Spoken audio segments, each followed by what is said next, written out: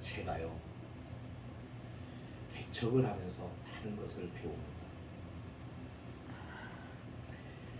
코로나를 겪으면서 많은 고민도 생각도 많이 하게 됩니다. 오늘 내 믿음이 또 우리 성도들의 믿음이 한국교회 성도들의 신앙이 정말 다른 믿음을 갖고 있는 건가? 그러면서 역사의 지난 날들을 되돌아봅니다. 예수님 당시의 시대와 또 종교개혁이 일어났던 신앙이 타락하고 교회가 타락했던 그 16세기의 개혁의 시대, 그때를 바라보면서 내 마음에 드는 생각이 무엇이었느냐면 그 시대, 그 당시의 그 삶의 모습 그대로 지금 다시 재현되고 있는 것은 아닌가 하는 두려운 마음이 들더라고요. 그러면서 나는 정말 주님을 제대로 알고 있는가? 목사인데도 그러면서 나는 정말 주님을 따르는 사람인가? 이것이 굉장히 중요하게 다가왔고, 그리고 이 질문에 대하여 내가 생각하고 또 나의 자신에 대하여 나를 살피지 않으면 안 되겠다고 하는 위기감 느끼기 시작합니다. 언제나 그런 것 같아요. 좋은 게 좋은 것은 아니에요. 나쁘다고 그것이 다 나쁜 것은 아닌 것 같아요. 아무리 좋은 환경이어도요, 그 좋은 환경을 위해서 우리는 많은 중요하고 값어치 있는 것들을 잃어버리기도 하고, 그리고 불행해지기도 합니다. 하지만 어떤 사람은 가장 열악하고 힘겨운 시간과 환경과 처해져 있는 형편됨에서 거기서 자신이 살아가는 법을 배우고, 거기서 인내하는 법을 배우고, 거기서 하나님을 놀랍게 만나기도 하고, 그러면서 자기에게 주어진 여러 가지 어렵고 힘겨운 시간들이 복이 되게 되는 그런 사람들도 우리는 많이 보게 되죠. 그러니까 지금에 처해 있는 환경과 형편이 중요한 게 아니라 내가 어떠한 모습 속에서 어떠한 마음을 가지고 어떤 중심으로 서 있느냐 하는 것이 얼마나 중요하다는 것을 깨닫지 않을 수가 없는 거예요. 그러면서 희망을 얻게 돼요. 환경적으로 보면 참 절망스럽더라고요. 이제 한숨이 나. 안타까워. 그런데 한편으로는 아무리 힘든 시간에도요, 하나님은 믿음의 사람들을 남겨두시더라고요. 아방에 통치하고 있던 북왕국 이스라엘 때도 하나님께서 바알에게 무릎을 꿇지 않는 자들을 남겨놓으셨어요. 이사야는 그걸 몰랐어요. 자기만 신앙 지키고 있다고 생각하고 자기만 홀로 믿음을 지키고 너무너무 외롭다라고 생각을 한 거예요. 그런데 하나님께서 말씀하시는 거예요. 이사야야, 너만 믿음 생활 그렇게 하느라고 힘겨운 것이 아니다. 너 바알에게 무릎을 꿇지 않고 신앙의 정조를 지키는 하나님을 바라보고 있는 사람이 아직도 있단다 하고 하나님께서 이사야에게 말씀해 주죠. 예, 북한과도 같은 신앙의 자유가 없는 것, 성경을 가지고만 있어도 사형당하는 것, 그런 상황과 그런 위기적인 형편에서 살아가는 그곳에도 여러분, 예수 믿는 사람이 여전히 있고, 성경을 읽는 사람이 여전히 있고, 기도하는 사람이 여전히 있고, 하나님을 찾는 성도들이 있다는 것.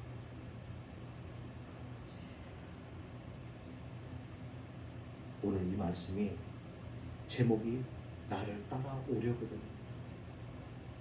이것은 예수님께서 제자들과 거기 함께 있는 무리들에게 던지신 말씀입니다.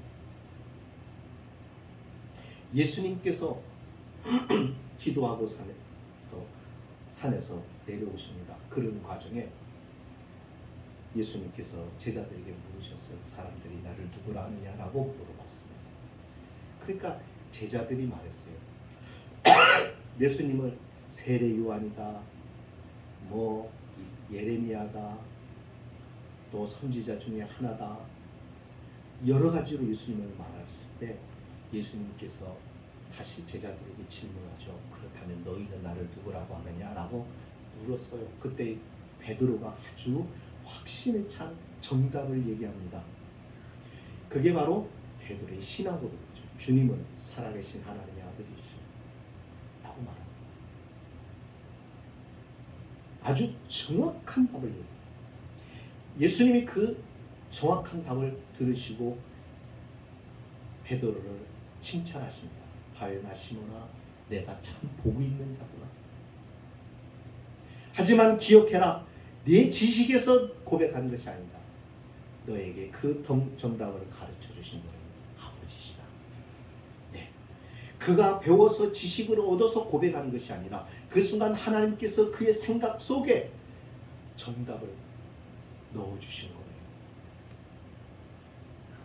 우리가 기도하다 보면 전혀 예상치 못한 기도를 드릴 때가 있어요. 내 지식이나 내 경험이나 내 신앙의 연륜을 가지고는 도저히 만들어낼 수 없는 놀라운 그런 고백과 기도의 내용을 할 때가 있어요.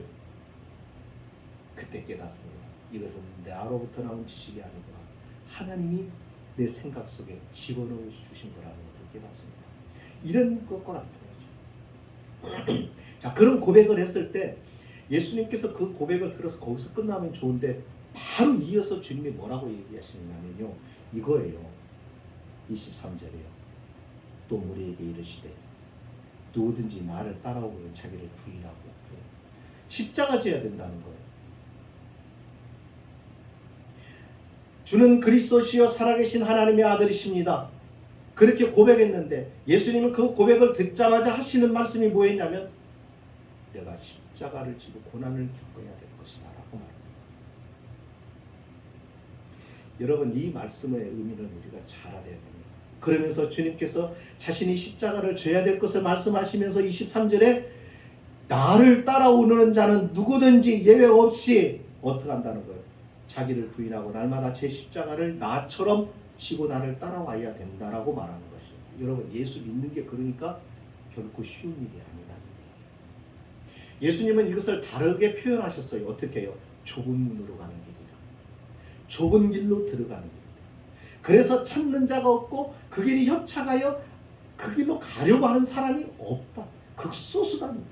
그러니까 주님을 따르는 것이 여러분 생명의 길인 줄 알겠는데, 은혜의 길이고 거기가 복된 길이고 영생의 길인 줄 알겠는데, 중요한 것은 그것을 알고도 그 길을 따르는 자가 없다는 거예요. 없다는 거.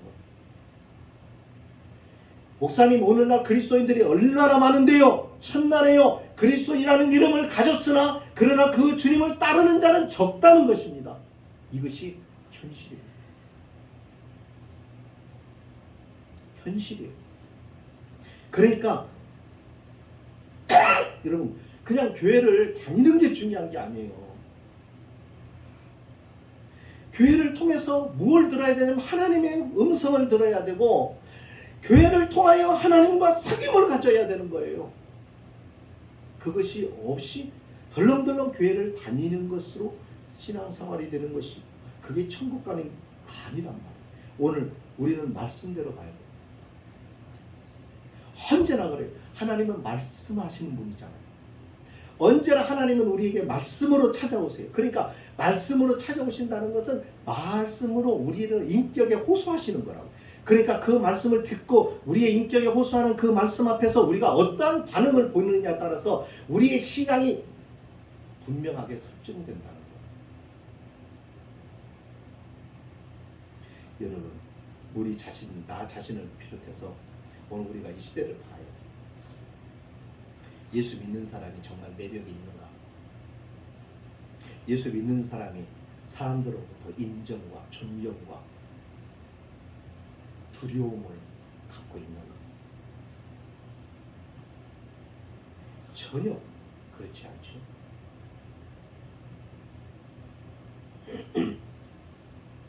우리가 거룩하게 살면 세상 사람들은 두려워합니다.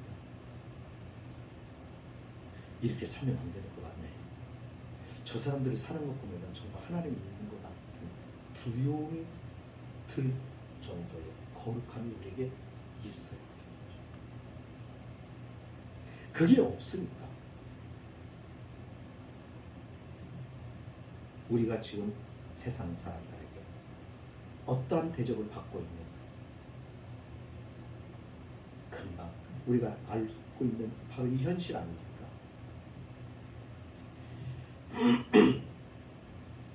예수님의 생애는 우리를 구원하기 위한 생애이기도 하지만 예수님의 생애는 구원받은 우리가 어떻게 살아야 하지? 라는 질문에 해답, 정답을 가르쳐 주시는 게 바로 예수님의 삶의 모습입니다.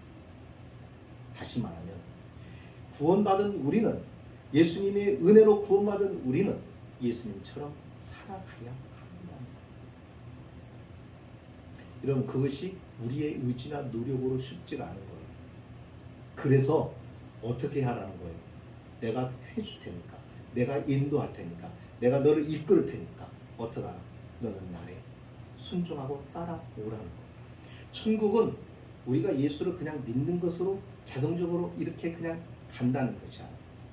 예수를 믿는다는 것은 예수를 인격을 믿고 신뢰하고 그의 말씀에 신뢰하고 그래서 그를 쫓아가는 것을 말하는 거예요. 이게 믿음인 거죠. 그러니까 믿음은 아는 것으로 생각하는 사람들이 있기 때문에 야고보 사도가 이렇게 말한 거예요. 행함이 없는 믿음은 그 자체가 죽었다라고 말하는 거예요. 행함이 없는 믿음은 그것이 믿음이 아니다라는 것이. 다시 말하면 네가 믿는다면 믿는 대로 산다 이거. 믿는다면 믿는 대로, 예수님을 믿는 대로 예수님을 따라가라 이거. 그것이 믿음이라는 거예요. 그것이 믿음이 구원 얻는 믿음이다 이거. 그러니까 여러분, 그냥 예수가 구원자다는 것이다, 하나님의 아들이다 하는 지식적인 것으로 우리가 자동적으로 천국에 가는 것이 아니라 그가 하나님의 아들이시며 그가 우리를 구원하신 구원자이시며 우리를 인도하셔 천국으로 이끄실 자이라고 한다면 우리는 그의 말씀에 그의 인격을 믿고 순종하고 따라가야만 된다는 거예요. 그러니까 주님이 나를 따르려거든 이라고 말씀한 거예요. 나를 따르는 자는 나를 따라오려거든.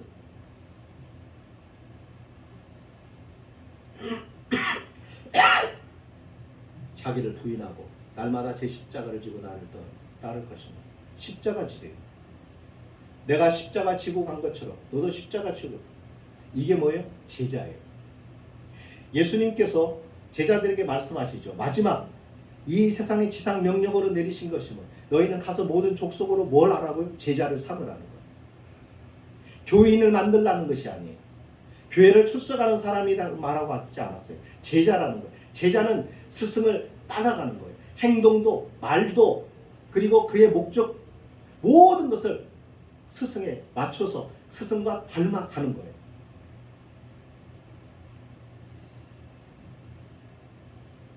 그래서 제자를 삼아라고 말씀하시죠. 오늘 이 본문에서 십자가에 대한 이야기가 나옵니다. 십자가라고 하는 것은 져도 되고 안 져도 되고 이게 아닙니다. 구원을 받았으면 예수 그리스도를 주라고 말하는 사람은 모두가 예외가 없습니다. 여기 그랬잖아요. 아무든지라고 그랬어요. 예외가 없다는 얘기예요. 누구나 다 져야 하는 것이 십자가다. 누가복음은 오늘 읽었습니다만 이 말씀이 마가복음에서는 마가는 어떻게 말하냐면 무리와 제자들을 불러 이르셨다고 했어요. 그러니까 제자들에게만 하신 말씀이 아니라 무리와 제자들 동시에 이 사람들, 예수님의 말씀을 듣겠다고 한 번 나온 사람들, 한 번 주님을 보겠다고 앞에 나와 있는 사람, 제자가 아닙니다. 이 사람들에게도 함께 말씀하신 거예요. 그냥 누구든지 예외가 없다는 거예요. 나를 따르는 자는, 나를 따라오려고 하는 자는 십자가 지라. 마태복음 10장에서 보면은 예수님이 말씀합니다. 또 자기 십자가를 지고 나를 쫓지 않는 자도 내게 합당치 않다. 또 누가복음 14장에 보면은 누구든지 자기 십자가를 지고 나를 쫓지 않는 자도 내 제자가 능히 될 수가 없다라고 말해요. 그러니까 십자가 지고 주님을 따라요. 십자가 안 지고 주님을 따라오면 주님의 제자가 안 된다는 거예요. 될 수가 없다는 거예요. 이 말을 바꿔 말하면 십자가 없는 신은 천국 갈 수가 없단 말이에요. 십자가를 지고 가지 않는 삶은 믿음 생활이 아니고 믿음 생활이 아니기 때문에 천국에 갈 수가 없다는 거예요. 주님을 따라가야 천국에 가는 거예요. 주님이 따라오라고 그랬는데 주님을 따라가지 않으면 천국 못 가는 거죠. 주님을 오는데 따라오는 자는 어떻게 하라고요? 오려거든 자기를 부정하고 십자가 지라. 그래서 내가 너에게 앞에 내가 어떻게 십자가를 지는가를 보여주마. 이 십자가는 이렇게 지는 것이다. 그리고 손수 자신이 친히 자기가 십자가를 지시고 가시는 거예요. 그러니까 바꿔서 말하면 십자가를 피해서 가는 길은 딱 하나밖에 없어요. 지옥으로 가는 길밖에 없어요.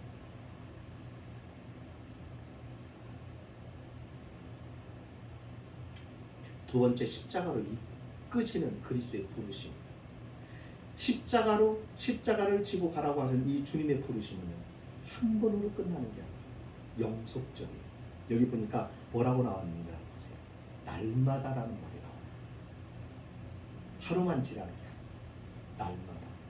이례적인 것이 아니에요. 평생. 우리가 이 세상에 주님의 사람으로 구원받은 자로 하나님의 자녀로 살아가는 동안에는 우리는 이 십자가를 짐을 벗어놓고 살 수가 없다. 늘 이 십자가의 짐을 우리는 지고 살아가야 돼. 다시 말하면 항상 나를 부정해야 돼. 여러분, 주님 앞에서 나를 부정하라는 거예요. 아담이 어디서 넘어졌어요? 주님이 먹지 말라고, 하나님이 먹지 말라고 금지하신 것을 그가 먹었어요. 이것은 뭐냐면 자기를 거기서 부정하고 하나님의 말씀에 순종해야 되는데 자신의 존재감을 드러냅니다. 그리고 하나님의 말씀에 대항합니다. 자신의 드러내기 시작해요. 자기 주장하기 시작해요. 자기를 내세우기 시작해요. 그러면서 하나님의 말씀을 부정해요. 그러니까 어떻게 하라? 거기서 넘어졌으니까 넘어진 자리에서 어떻게 하라는 거예요? 다시 생각하라. 무엇 때문에 넘어졌나? 그래서 날마다 바울이 뭐라고 그러냐면 죽는다고 얘기하잖아요. 자기가. 나는 날마다 죽는다. 이게 안 죽어요. 안 죽더라. 그냥 나를 죽이려고 하면 어떻게 돼? 하나님 앞에 가야 되는 거예요. 하나님 앞에서 죽어야 되는 거예요. 십자가 앞에서 나를 죽여야 되는 거예요. 그래서 이게 기도하지 않고 우리가 말씀과 기도를 하나님 앞에 나가는 거잖아요. 그러니까 말씀과 기도에 이 경건이 없으면은 안 죽어요, 절대로. 목사 할아버지도 안 되는 거예요. 이거는 안 되는 거예요. 저도 사람이라 목사면서도 어떤 때는 낙심되기도 하고 실망이 되기도 하고 어떤 때는 막 그냥 모든 게 싫고 귀찮고 막 그럴 때도 있어요. 더군다나 지금 같은 때는 너무 힘들 때 참 많아. 그럼 다 내려놓고 싶고 내게도 유혹이 온다고.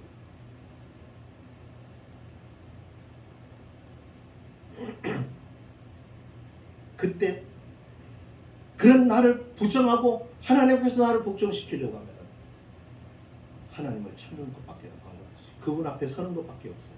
이게 뭐예요? 그의 말씀을 듣기 위해서 말씀을 가까이 그리고 그분 앞에 기도.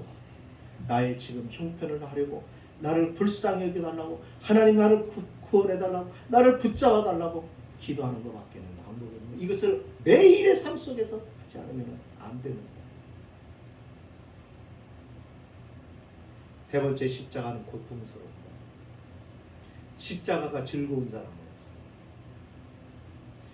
십자가는 고통 중에 가장 큰 고통이에요. 주님은 이 가장 큰 고통을 그리고 가장 잔인한 고통을 받으셨어요. 주님께서 이 주님이 받으신 십자가의 동일한 고통을 받으라는 것이 아니에요. 하지만 우리가 지고 가야 할 십자가 또한 고통입니다. 그러나 이 고통을 느낄 때마다 주님을 묵상하게 되고 있어요. 우리에게 내가 믿음이 있다고 하는 증거를 어디서 확인할 수 있느냐면 내게 곤고한 짐이 있고 내가 지고 가는 십자가로 인하여 내가 힘겨울 때 그 십자가 때문에 주님이 생각이 나고 십자가 지고 가시는 주님의 모습이 떠오르고 그래서 그 주님을 바라보며 인내하고 견디고 이겨내는 것입니다. 그래서 신앙이 순결해지고 순수해지고 아름다워지고 세상의 것보다도 주님을 더 사랑하게 되는 그런 마음이 생기게 됩니다. 이게 신앙이죠.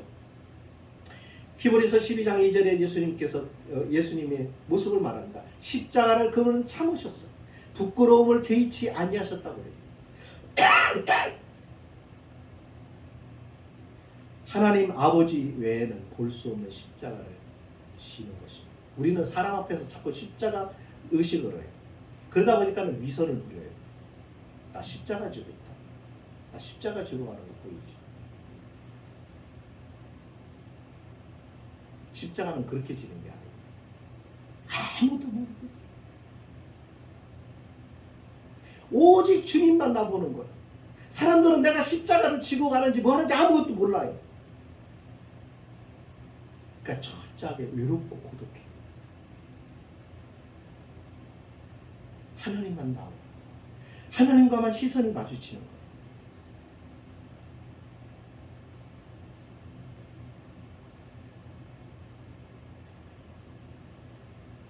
사람을 의식하면요 위선을 떨게 돼요. 네 번째, 십자가를 진다는 것은요 누가 억지로 지게 해서 지는 게 십자가 지는 게 아니에요. 주님을 사랑하기 때문에 의도적으로 자발적으로 자원하는 마음으로 십자가를 지는 겁니다. 개척교회 다녀보시니까 어떠세요? 외롭지 않아요? 개척교회 다녀보니까 힘들기도 하고 어떤 때는 지루하기도 하죠. 저도 그래요. 교인이 많으면 여러 가지 사건들도 있어서 쫓아다니고 막 바쁘고 막 분주하죠. 그죠? 그런데 교인이 많지 않으니까 그런 게 없어요. 그래서 어떨 때는 공허하고 외롭고 허전하고 더군다나 교인들 많은 데서 목회하다가 하니까 그래요. 그런데 그래서 어떨 때는 그리울 때가 있어요. 그런데요 그때마다 주님이 말씀하시고 또 외로움을 이겨. 이게 십자가 지는 거예요. 주님의 십자가는 사람들이 많이 있어서 구경꾼이었지 누가 주님의 위로가 되는 사람이 있었어요?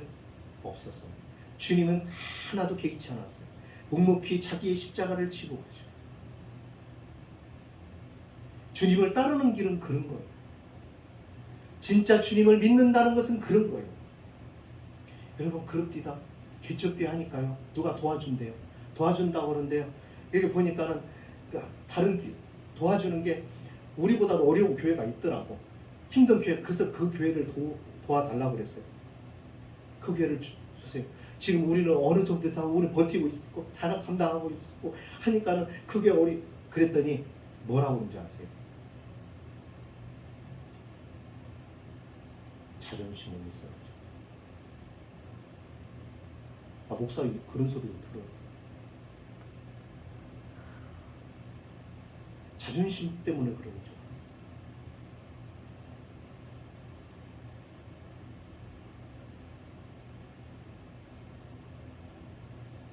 자기들이 도와주는 걸 하나님이 도와주는 거죠. 그렇지 않아요? 주님을 섬긴다는 것은 쉽지 않은 거예요. 이런 것과 싸워야 되는 거예요. 이것을 이겨내야 되는 거예요. 견뎌내야 되는 거예요. 이것이 혼자 힘으로 안 돼요. 그래서 주님의 도우심이 필요하고 주님의 능력이 필요하여 하나님을 찾고 하나님의 말씀을 가까이 하고 그 말씀에 위로와 힘을 얻고 소망을 갖고 그리고 그 약속을 붙잡고 기도하고 그래서 하나님이 그 마음을 이길 수 있는 마음을 주세요.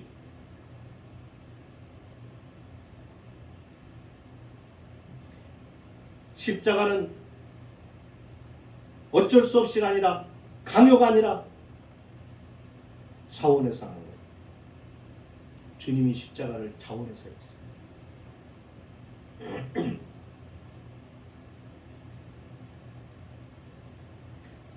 예수님께서 그런 말씀하십니다. 이를 내게서 빼앗은 자가 있는 것이 아니라, 여기서 빼앗았다는 것은 무엇을 빼앗냐면 자신의 생명을, 이는 내게서 내 생명을 빼앗는 자가 있는 것이 아니라 내가 스스로 버리노. 무장한 로마 군인들이 예수님을 체포할 수 있어서가 아니에요.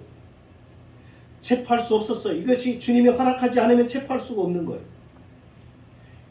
이들이 주님을 체포하러 왔을 때 베드로가 로마 군병의 허리에 차고 있는 칼을 빼가지고는 한 사람 귀를 쳐버렸죠. 그 떨어진 귀를 예수님이 붙여줍니다. 그 사람의 이름이 말고입니다. 그에게 귀를 붙여주시면서 베드로를 책망하시면서 그런 얘기입니다. 내가 지금이라도 하늘에 있는 12영도 되는 천사들을 통해서 이들을 멸할 수 없는 줄로 아느냐? 여기 12영이라고 하는 말은요, 하늘의 천군의 군대들이에요. 오늘날로 말하면 12군단의 병력을 가지고 있는 천사들이에요. 이 어마어마한 하늘의 군대들을 통해서 이들을 지금도 당장에 멸할 수 없는 줄 아느냐? 그러니까 이 얘기는 무슨 얘기냐면 내가 이 십자가를 지기를 원한다. 그래서 내가 체포되는 것이지 이들에게 힘이 없어서 내가 붙들려 가는 게 아니다라고 말씀하시는 거예요. 십자가는 바로 그런 거예요. 스스로 지는 거예요. 여러분, 시련과 십자가를 오해하면 안 돼요.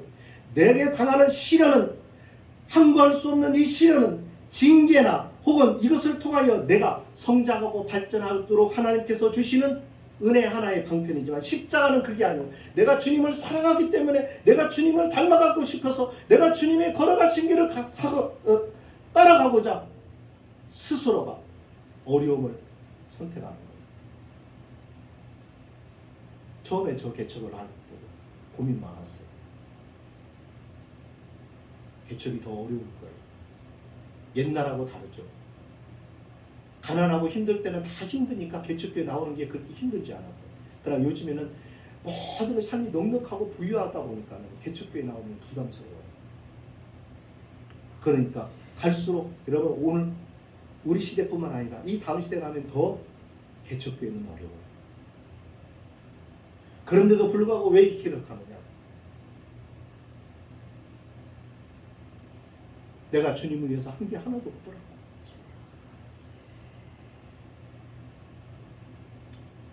큰 교회 있으면서 부유하게 살았어요. 큰 교회 있을 때 성도들의 사랑을 많이 받죠. 근데 중요한 게 뭔지 아세요? 내가 주님을 위해서 한 게 없더라고. 주를 위해서 울어본 적도, 주님 때문에 외로운 적도, 주님 때문에 사람들 앞에 무시당한 적도.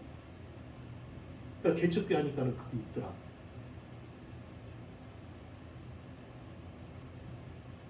그래서 기뻐요. 그래서 감사해요. 마지막 5번째, 십자가를 진다는 것은 죽겠다는 거예요. 십자가 진다는 것은 하나님을 기쁘게 하기 위해서 매일같이 자기를 죽이는 거죠. 그러면 언뜻 보면은요, 불행한 것 같고, 하고 목사님 어떻게 힘들어서 어떻게 살아요? 그런 말 하는 성도들도 있어요. 믿음 생활이 그러면 나 안 할래요. 여러분, 몰라서 그러세요.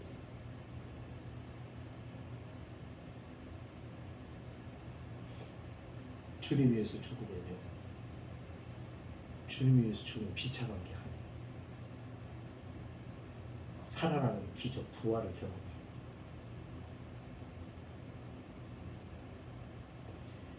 예수님께서 십자가에서 자기가 죽겠다고 하는 것은 죽음으로 끝날 것 같으면 주님이 그렇게 말씀하시지 않았을까? 주님은 부활의 영광을 바라보셨어요. 이게 십자가를 지는 거예요. 그러니까 십자가를 지는 사람은 불평하지만 해요. 개척교회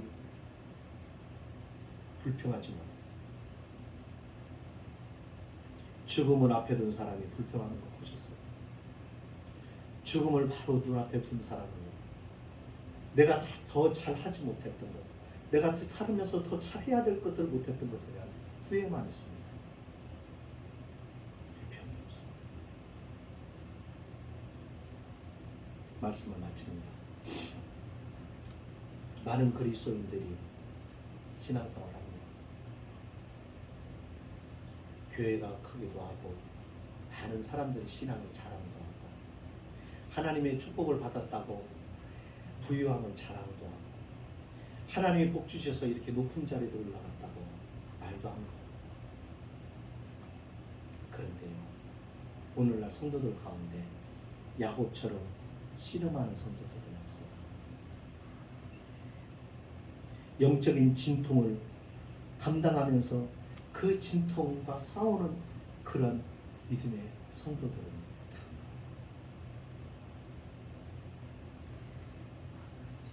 주님은 아무든지 나를 따라오려거든 자기를 부인하고 날마다 제 십자가를 지고 나를 따라야 한다고 말씀하시는데, 주님의 이 말씀이 삶 속에서 주님과 같이 닮아가려는 사람들은 없어요.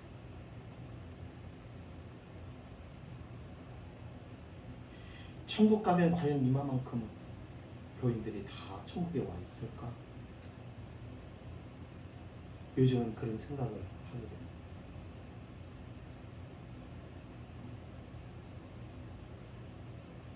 나이가 드니까 죽음을 생각해요. 저는 솔직히 중학교 2학년 때부터 죽음을 생각을 해봤어요. 하나님이 그 은혜를 주셨어요. 중학교 2학년 웬만해서는 자기의 죽음에 대해서 그렇게 생각해요. 그날이 주일날이었고 제가 그날 주일날 오후에 요한계시록을 쭉 읽다가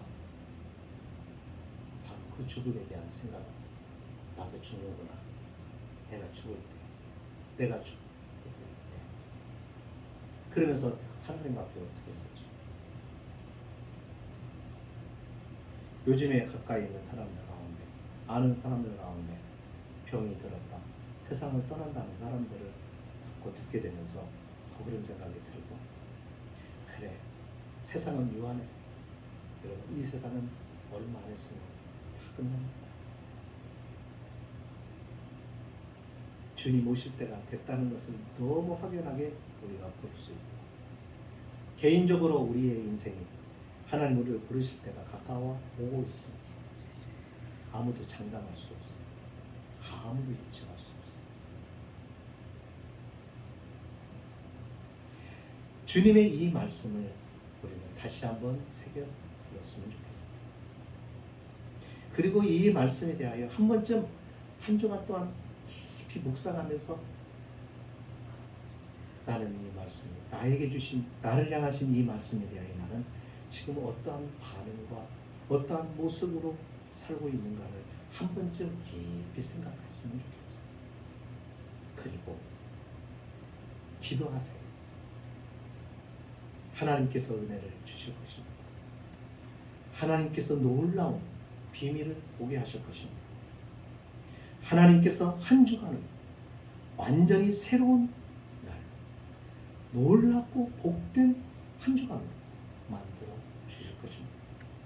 그리고 저와 여러분의 남은 인생이 어떻게 살아가야 할 것인가에 대한 분명하고 확실한 대답을 주실 것입니다.